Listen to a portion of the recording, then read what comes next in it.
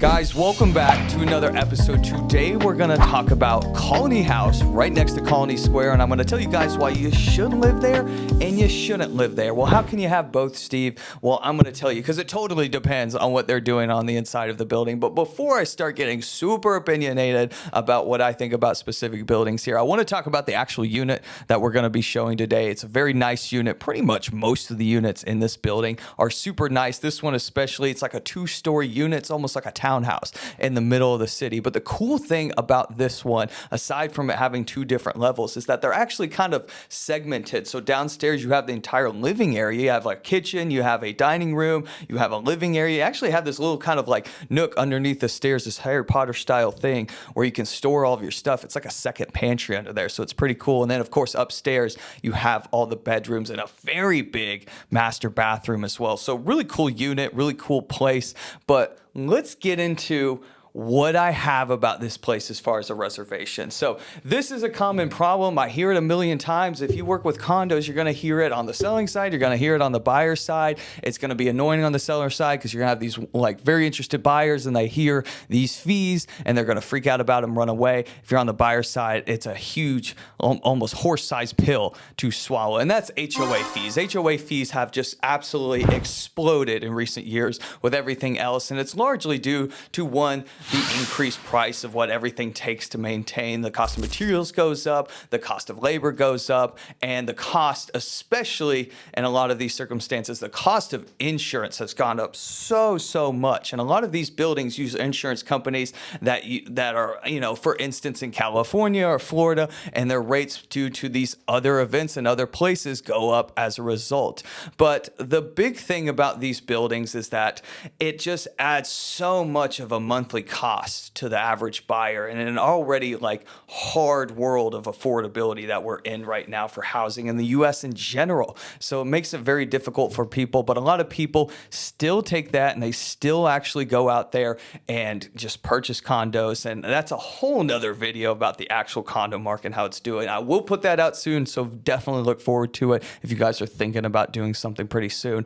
But the one thing about Colony House in general is it is pretty much, I think in the city, I really haven't seen many as close to it. There's a few, but not that many that have extraordinarily above and beyond, almost double the average HOA dues. For a $500,000 condo in Colony House, you're going to be paying around $1,500 a month in an HOA fee. So that's a ton. There's no way around it. There's no conceivable way around it.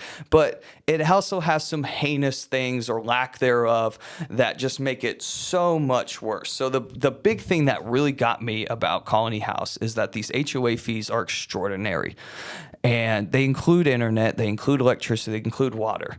Great. That stuff's cheap. It really doesn't cost that much. It really doesn't cost over more than like most will be around $650. Some are less. Some are like $450 a month, $550 a month. It doesn't cost almost double that to run water, electricity, and internet every month. It doesn't even get close, especially if you don't use it that much. So if you don't use it that much, there's no incentive to save, first of all. So if you are like a carefully planned person, it doesn't save it at all. Or if you're using it as a secondary home, you're just burning the money anyway. So it really doesn't make sense in that way. I think all of those bills should be separated from HOAs at all times. I think they should never be included in there unless you just love using it. But aside from that, they have no amenities. That was the killer for me.